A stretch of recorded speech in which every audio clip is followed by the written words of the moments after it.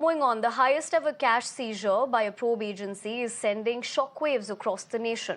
The counting of the massive cash haul has entered its 8th day today. Till now, raids have been held at over 30 locations. Over rupees 353 crores in jewellery have been recovered by the income tax from the premises linked to Congress MP Dheeraj Sahu. Now, in response to the situation, the Congress party has officially distanced itself from Dheeraj Sahu. On the other hand, Prime Minister Narendra Modi on Tuesday referred to the famous Netflix series Money Heist as he took a dig at the Congress party over the recovery of a huge cash haul. एक businessman है, वो भी उड़ीसा का नहीं है, वो झारखंड के हैं, पैसा उड़ीसा में निकला है, इनकम टैक्स रेड चल रहा है।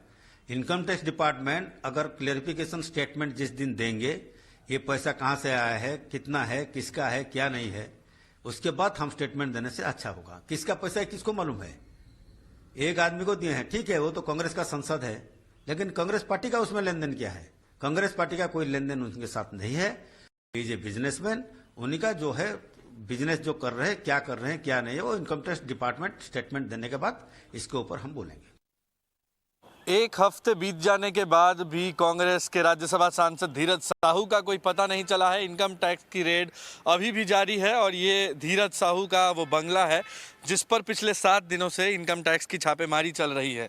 कल शाम एक सर्विलांस मशीन भी लाया गया जिसे धीरज साहू के कैंपस में घुमाकर ये चेक किया गया कि ज़मीन के नीचे गहने या कैश तो नहीं है। अब इस आवास पर छापेमारी के बाद उनके लोहरदगा के आवास पर जो इनकम टैक्स की टीम है उस मशीन को लेकर के गई है। दिल्ली से खास उस मशीन को मंगवाया गया था जिसे कल रात भर इस कैंपस में घुमाकर यह जांचा गया है कि ज़मीन के भीतर क्या क्या है। आप देख सकते हैं कि इनकम टैक्स की टीम अभी भी इस बंगले के अंदर है।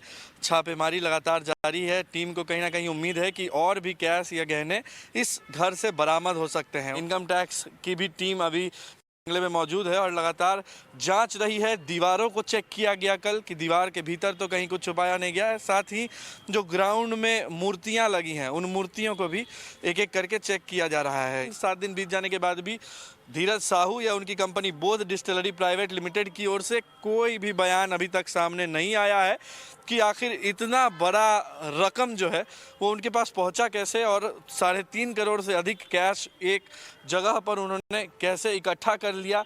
और जवाब मांगा जा रहा है। उनके विरोधी जो है वो भी पूछ रहे हैं कि आखिर इतना बड़ा जो मनी हाइस्ट है जो कल पीएम मोदी ने भी अपने ट्वीट में मेंशन किया वो कैसे संभव हुआ है। जांच लगातार जारी है।